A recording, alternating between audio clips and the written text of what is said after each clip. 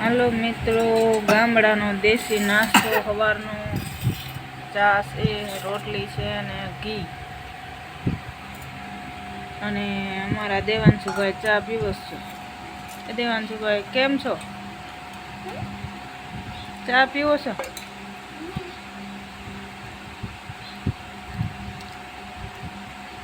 કેમ? હે એવું છે?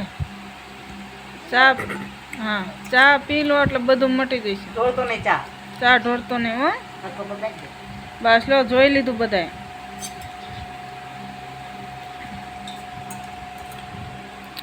ચાલો ચા પાણી પીવા સવારના ગામડાના દેશી.